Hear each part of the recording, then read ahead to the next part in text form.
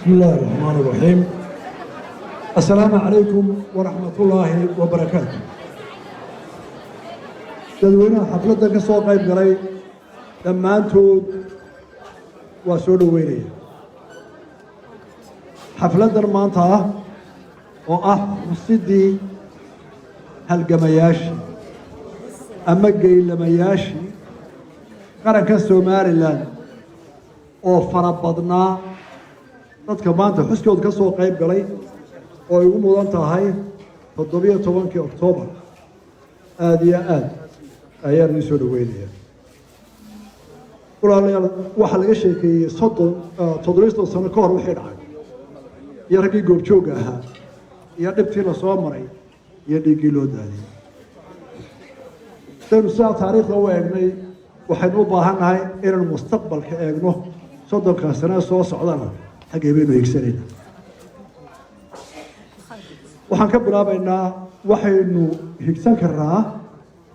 nolol wanaagsan oo lagu gaarayaa waa dadka dal kale oo tabcada oo talada ka midooba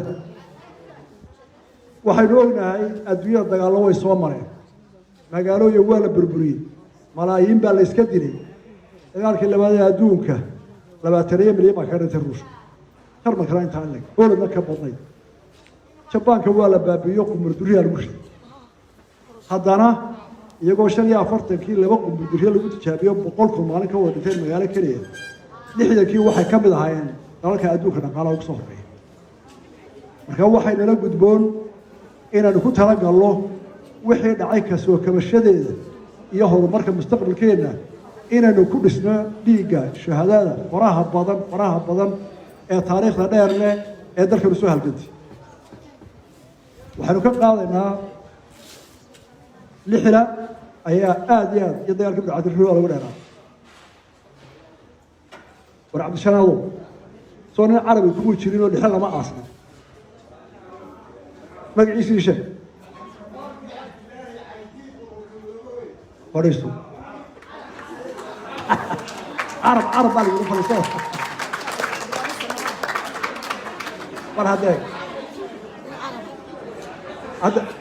هذا اي كاديه اي فريسه اي فريسه والله هيري دور نحن لاسي ورا عرب ما انت جبعيد السويان يا قدوميه dadka Somaliland maagaya ee doonaya inay taariikhda lumiyaan ee doonaya inaanay Soomaaliya hore u socon oo iyadu muranto had iyo jeer waxbay tilmaamaan waxay dhahdaan beel dhexe waxawada gudoomiyaha maanta ee 780 kilo ku go'day Cabdishanaad ee ma beesha dhexe wani reejigtiga war hadda taariikhda inaan la qadin maalintuu Cabdishanaad waa amay 780kii ninkii ku garab dhintay Carabay iyo aha Soomaaliya oo dhammaadaya haddana waa loo dhigay Soomaaliya waxaynu ka soo bilaabaynaa Soomaaliya taariikhdeeda Soomaaliya waxay ku faanaysaa oo Afrika oo dhan dheer tahay oo Soomaaliya oo dhan dheer tahay inay ahayd dalkii isticmaalka Ingiriiska 20 sano dagaalamay ee gumaysiga diidana ee daraawiishta ka dhalatay ayay Soomaaliland ahayd ee xorriyadda bilowday waa taariikh Soomaaliland leedahay oo maanta dad kala doonayaan inay ku murmaan Soomaaliland waxay ahayd tii culimadu ka dagaalantay iyadoo u dhan bar iyo galbeedba ee af Soomaali lagu qoro farq lagu qoro quraan laga hirgeliyay marka taariikhdeena markaynu soo bilowno Somaliland waxay ahayd dad ka dhiidiya gardarrada dulmiga iyo gumaysiga dhammaanteedba dababka iyo kacaanada iyo gobonimadoonka miduu soo dhiibay waxa ugu xoog weynaa u dambeeyay Kiyasan oo ahaa kii ugu cuslaa burbur iyo dhimasho iyo dhaawac iyo barakac oo culayskiisa ahaa ha ku badnaada meelaha qaarkood laakiin wuxuu ahaa halgan snm oo ay ku xoreeysay dhammaan somalilan oo xorriyadooda soo celinaysay somalilandna way ka wada qayb gashay tusaalaan siinaya marka dagaalka la galaayay ninka gurigiisii ka duulayay ee ilmaadireeyaag socdeen ee hooyadii iyo ilmaabtii ay gubaabinayeen ee dhaawiciisa qaadayeen iyo ninka aan ahaynba jiidaba ee dagaalka keligii ku xaydnaa ee madax u soo galaya ku dhimanayay labadaa keebaa geesisan ama keebaa wadanisan oo dalka nafta u huray waxaa u huray ninka keligii isbadhiiqayay oo rag cabdishanaad ka mid yahay cabdiraxmaan awcali ka mid yahay yaasin deere ka mid yahay odayaasha iyo salaadiinta iyo garaadada iyo culimada afweyne u bareeray markii ay arkeen waxa dhacaya ee weliba qaarkood hayb ahaan loo tirinayay qaalimkii dictatorka ayaa afweyne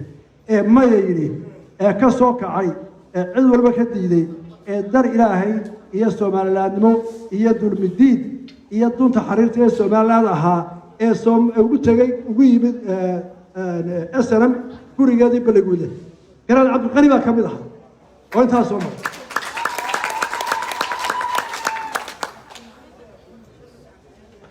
markaas somaliland markii halgankiina way wada gashay wuxuu afweyne ku dadaalay in la kala reebo somaliland oo dadka waxyaalaha qaarkood lagu beer dhaxoosado hadday qabiil tahay hadday adduun tahay hadday ra'yi qaldano loo sheegatay laakiin somaliland way diiday dagaalkana way ka midooday dagaalka cid unbaa bilowda cid walama bilowda dadka qaar unbaa fikrad dadkana ku wada faanaya dee 4 nin baa isana markuu asaasiyey oo markii ciidamada la ahaa maxaynu dhixile iyo shiine iyo koosaar iyo maxamed cali maxaynu hadalhaynaa in bisha inoo daaray nagu hurda dadkana waynu wada qaadanay somalilandna way wada qaadatay oo wataa ilaa baliguudla isku dhigay maxaynu ku badbaadnay markii dalkii dumay ee dawladdii naga dhaxaysay naga xamar ay duntay ee kala jabeen maxay koonfurna ilaa maanta loo afgaran laayay isu dilaysaa dhiiggeedu daadanaya bal u fiirsada maanta guri ceel baa la isku haystaa oo dhusmareeb iyo guri ceel baa siisa waa 30 sano ka bacdi maxaynu inuu kaga badbaadin dowladda sare nabadda iyo barwaaqada oo haysanayna wada socon waxay ahayd garashada iyo midnimada somaliland koono bari ilaa iyo galbeedka u maleeyay ka waqooyi jooyay koonfur caqliyadda iyo dareenka iyo is-aaminaadda inay somaliland yihiin isku dhaqan yihiin wax wada leeyihiin wax wada ogaadaan ay markay balaaya dhacday isu yimaadaan oo ay tala gaadhaan ayaynu ku nabad gallay ooynu ku dhisannahay ooy somaliland u sinayd bari iyo galbeed iyo madaxaba oo aanay kala lahayn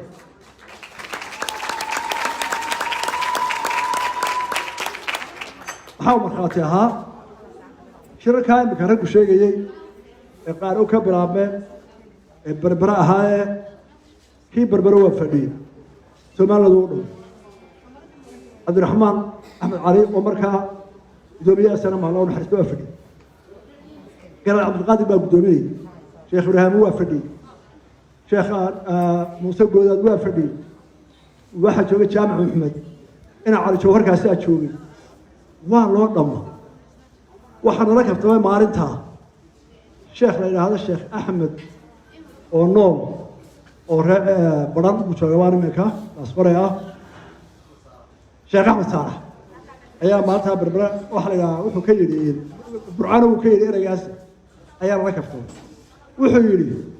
waryaala qoladiina snm ee imika aada u xamaysan ee dalkii aynu tashanayno jar laho waxaan leeyahay 60kii idinkaa xamarina geeyey waa kii garaad cabdilqanini war baasha ma baxnaanayna isagay ina xajuraaciga xajuraaciga midna gooluhu ka soo jeediyey midna xisbigii waa la soo abaabulooyo habeenkii baa nagu aabashay dumarkii carruurtii oo dumarkii hablidaa sibaaq soo qaatay hargeysa markaasay yidhaahdeen maxay ahayd midnimo shuruud la-aana ninka laga maqlo shuruudo sibaaq baanu marinaa waa soomaalidii taa waanu idinka yeelay haddana dagaalka inta laga magashay dad iyo xoolo idinka baabiyey وسؤال كنت تقول لمن كيف بعبيسة ودولتي ما تسمعنا وقبل ما نقول waxaan ka codsanayaa inaan mar labaad jibboon inaan Soomaali baan ku noqonay waan aabad ilaa taala oo Soomaaliland Sheekh Axmed weydiiyay oo la asqoray kay waxay ku tusaysaa Soomaalinimadu halkay Soomaaliland ka joogto bariga galbeed waxaynu waajibo markaa inaan eegno mustaqbalka maxaynu ku gaari karnaa meel distoor baan dhigan distoorka waa loo dhamaa taladiisa waa loo dhamaa guddigiisa waa loo dhamaa gobonimada maalintii la lahaa aynu soo ceshanay waa loo dhamaa raggii guddoominayay Soomaaliland oo dhan bay ahayd distoorkii baynu qaaday haddana waynu u codaynay dhammaantii dalku boqolkiiba 90 buu ku codeeyay distoorkaasi wuxuu inoo dhigay wadada aynu ku gaarayno mustaqbalka wanaagsan ee aynu ku wada shaqeynayno maraykanka adduunka kaga qaadsiiyay daawana ee la dhageysanaya ee maanta nin walba halkiisa ugu yeedhay ninka maraykanka dalka halkaas waa saayay dalblaayo waa saayay hebel waa saayay hadda kaari isku taariikh bayna ingiriiska gubaysanayay sidoo kale ka dagaalamay ingiriisku wuu cuna qabatay wuu la dagaalamay 1700 kii samaysteen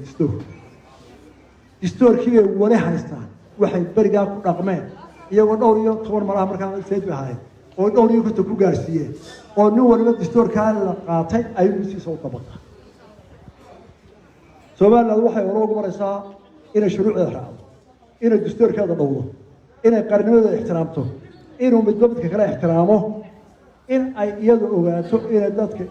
iska xigaan wax wada leeyihiin oo haddii aanay iswada raacin aanay meel gaarin hadalkaa waxaan u jeedinayaa dhammaan inta xilkaaska ee Soomaaliland meel kasta joogaan waxa muuqata oo aynu arkayna halka la inala marayo doorashadu sameeyay adduunka oo dhan ka yaabo ku marxad furay dal yaro la ixtiraafsanay oo dhaqaale badan lahayn oo loo baqay oo intuu ay 1 milyan ku dhawaad codeeyeen dhowr ku disraxeen dhammaantood igoo soo wada dhukanayo isoo wada tahriideynaya ay dambeeyeen doorashada oo aan waxar herdin oo niyad samaan iyo walaaltinimo laga saaray si laynooga xumeeyata nimankii Soomaaliya xamar ka taliya maanta oo wali ku dawaqsan Soomaaliland u dumin lahaayeen waxa ogeydeen doorasha waxay inagu yiraahdeen Soomaaliland dad ka tirsan oo matalaya dawladda dhexe xamar la dooranayo ayaa xamar ugu dooranaya xerada afisoon la ilaaliyay ciidamada cirka hore ahaan jireen baa la geeyay oo ilaaliyay ajnabigu taangiyaal lagu wareejiyay qol baa la soo gowlay waa wada arkaysay dadka wajigooda soo qariyay ee indhaha iyo wajigaba qariyay dadka u codeeyeen iyo kuwa codeeyay yay ahayn Soomaaliland ahayn jajib bay ahayn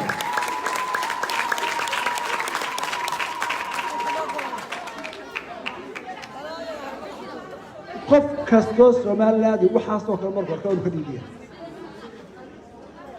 qof kastoo Soomaaliland waa dhirbaxaysa ku taala ama sayra ha joogo ama ceelaya ha joogo ama laas qoray ha jooge qof kastoo oo Soomaaliland jirto waa dhirbaxa ku taala loo guuray oo inuu ka dagaalamo ka difaaca ay waajibto waxaan ku soo ku darayaa laas caanood qaylo badan baa laga yeeshay dadka laga rabay horta waxaan idin sheegayaa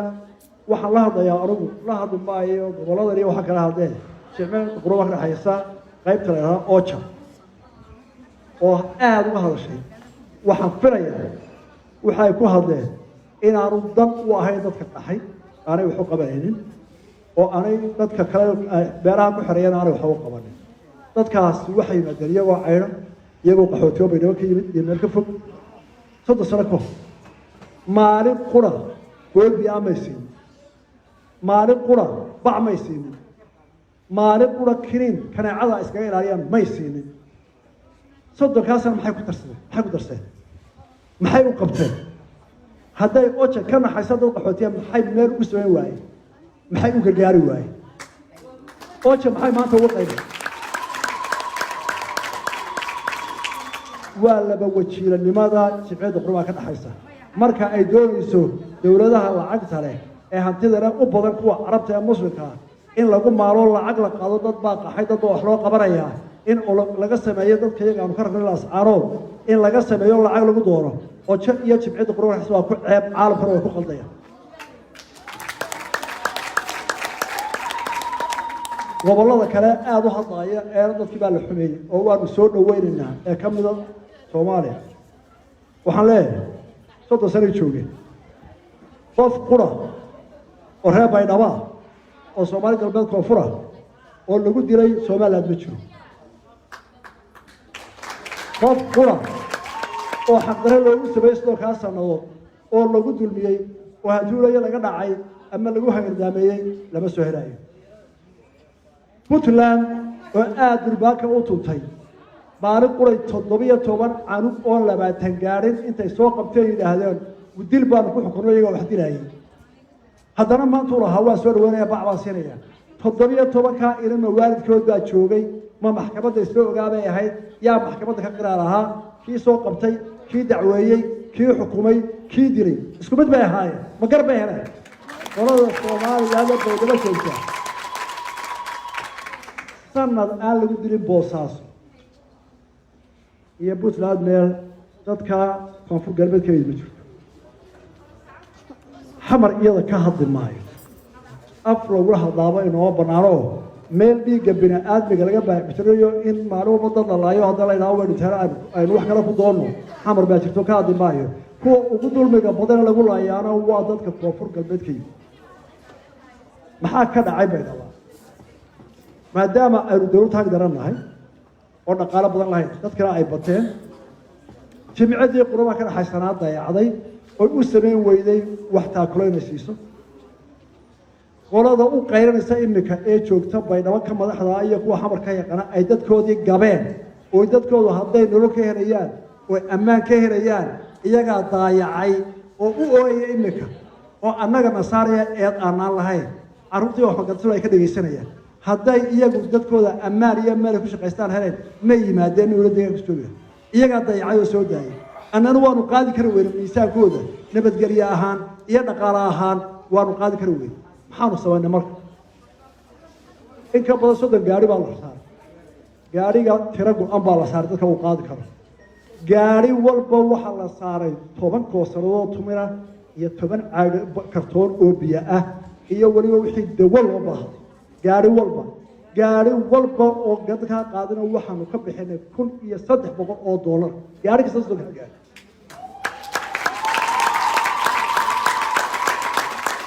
waxaanu raacinay ciidan technical oo ammaankooda sugan ilaa intay nagala wareegayaan Puntland qof quran iyo ilmo yar oo qodax xagatay iyo mid ciidan wax yeelay iyo mid dhaawacmay iyo mid la dilay 2,000 ee qof inta la yar qaadnay ma jiro iyagoo nabad qabaan wada gaarsiinay halkii aan la doonayo dawladdu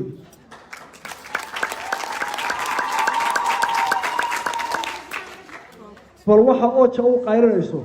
ama kuwa dadkoodii gabay ee dayacay ay la qayrinayaan ilaa dad baa la xumeeyay maxay tahay intaasoo waran ku dhaafay waxaan u baahanahay halkan waxa la sheegay in la xuso in la qoro taariikhdii aana inaga lumin aad iyo aad buu raygaas u wanaagsan yahay waxaynu soo qoraynaa taariikhdii Soomaaliland oo dhan gobol kasta Soomaaliland wuxuu u baahan yahay taariikhdiisa iyo wuxuu lahaa iyo qabkiisa in kor loo soo qaado la qurxiyo oo ka kala fahmo haddaynu kala qoqobnaano isma fahmayno qof waliba si uu qabweey waxaan leeyahay markaa qaran ahaan waxaynu waajibo oo aynu ku talagelinaa inaynu qorro taariikhdii qaranka Soomaaliland meel kasta uu joogo waxaynu qoraynaa seen marxalaha adag uga soo dabaalan inagoo Soomaaliland waxaynu qoraynaa horumarka aynu samaynay waxaynu qoraynaa waxaynu kaga duwanahay kuwa koonfurta soconaya si aynu u noqono qaran wuxuu doonaya gaara oo aan isagu hoos isu eegin baynu doonayno qof kasta oo halka ka soo qayb galay ilaa kuwii ugu horeeyay ee isku qoray badda kula socda Ingiriiska ilaa daraawiish ilaa culimo ilaa qof kasta qaranka wuxuu ku soo taray waa inuu qiimeeyaan halkiisa dhignaa dadka badan ee doonaya inay Soomaalida kala fuquuqaan ee lagu adeegtaa had iyo jeer Soomaalida way kala guraan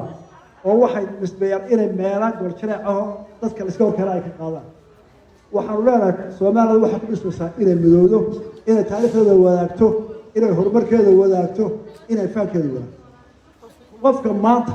meel kasta joogay reer Soomaaliland ee wax kala guraya ee cid baa waxa laho halka markii laga warrabo qaran inta uu leeyahay waa la wadaag calanka وارق عبد الله كسل باسبي ورئيس هنا ورجل هنا بكين هذا قرنك حسن مو باسبي حسن شيخ مو باسبي وهذا اك قدومك شراركي نبدا لو قباناي انت بدن waxa gudoominayay marka laga soo bilaabo kii lagu qabtay burco ee lagu gudoominayay gobolada laga soo noqdo guddoonka maalinta shirka waxa gudoomiyay Garaad Cabdiqani gudoomiye ku xigay waxa mustaqbalka Sheekh Ibrahim uu joogay waa lagu maamus ay gudoomiyaha kursi joogay waa lagu maamus ninka aad la yiraahdo xaaji aadan ee arinaha oo xageynta xogeynta qoraysa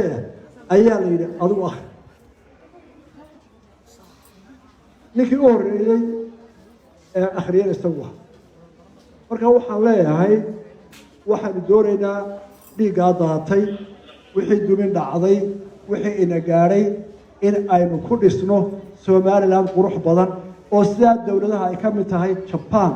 ay uga soo kabteen dagaalkii inaynu ku waahigsano ee aynaan higsanin kuwa saqiiray ee la yiraahdo dawladaha burburay soo kacay sida xamar inaynu eegana ma dad baa markay faanay waxay dhahdaan inaga Soomaali wanaagsan xamar waxa war xamar meel jirta ma dib u sii socota inaan kor baxnaan rabnaa kuwa caalamka eegro kor ayaa ka jeedinaya waxaan ku soo gabagabeynayaa xalay waxa ka dhacay shil aad u culus magaalada agteeda ka dhacay shir gaari kuwa wuxuu ka mid yahay taariikhda kuwa Soomaaliland oo ku xumaa ee ugu dhashay badnaa 6 qof baa ku dhintay 5 baa xalay dhintay ay 3 dumar yihiin iyo cunug yar iyo dirawal maantana dirawalkii kala dhintay saa kala dhintay todoba dhaawac ayaa laba aad u culus yihiin dadka Allahu naxariisto tacsiin u dirnaa iyaga muskood iyo qaranka waa shil aad iyo aad waxaan u badaa hooyooyin intay ka dukaaseen Hargeysa u sii hooyanaya guryahoodii oo masiibadaas qabsatay iyo dadka safarka tacsiin u dirnaa iyagana Ilaahay naxariisto uga baraynaa waxaan san leeyahay waa la kordhiyay dadaalkii wadooyinka ciidamada waa la kordhiyay aqoonta dirwal waa la adkeeyay laysamada si loo bixinay laakiin waxa rasmiya qofka gaariga wada inuu mas'uuliyadda qaado waa binaadam waxa alle waxa sharci la soo sameeyay iyo wixii lagu dardaarmay iyo wixii la isla waxay fuulayaan qofka gaariga gacanta ku haysteen marka qofka dirwal qaado iyo baasir qaado dadka aad waxa ku sameysay hadii aanay u dhacin qaladka baaniya force majeure hadaan u dhicin ee adiga qalad ka yimid yahay aakhirada dadka mas'uuliyadda darwarintu waa inuu ogaado qofka gaari wada baasan jiray dadka uu sido qalad xaqiisa ka yimid haduu yimaado kama lagu baxay dawlad waxa ku waajiba oo aan ku dadaalaynaa in sharciyada iyo tababarka iyo baabuurta wala ilaaliyo waxaan leeyahay dadka cudur kasta oo jira kanaacada AIDS wax kasta COVID waxaan isleeyahay waxa idin kaga dhimasho badan baabuur oo naga dhaawac badan oo naga khasaaro badan dadweynaha iyo ummadda Soomaaliyeed waxaan ka codsanayaa qof walba iyo halkiisa rag iyo dumar rol iyo carruur caama iyo culimo inaynu arrintaa gawaarida xil badan oo midaysan saynu khasaarada uga baxsan lahayn aynu ka wada qayb galno oo ilmaha guriga lagu tababaro oo macallimiinta iskuulada ku tababaraan oo culimadu masaajidda ka hadasho oo qof waliba dirawalka iyo gaariga la iska saaray mas'uuliyadda xukuumadda wayna faranahay in sharciyada la adkeeyo in la iska kala adkeeyo in baabuurta la jeegreeyo inta waa ku daal laakiin waxay ku soo ururaysaa qofka gaariga isteerkiisa aad ba waxaan u baday xalay intii magaalada joogay wixii ka dhacay waa ugu cuslaa dhimashada bariya malaha mid sheekh bari ka cunba ka culays badan 6 qof oo markay soo raacay Allahu naxariisto inagana Allah inaga dawaan xariisto inagana waxay noo weey qoladiina Sooyaan hadii alla daa sabta dambe ayaynu shiraynaa halkan fariimaha laga tabiyay fariimaha sidii loo fulin lahaa ee loo weylan lahaa ee heer qaran looga dhigi lahaa wada ka wada hadlaynaa aad iyo aad baa mahadsantihiin wasalaamu calaykum waraxmatullahi wabarakatu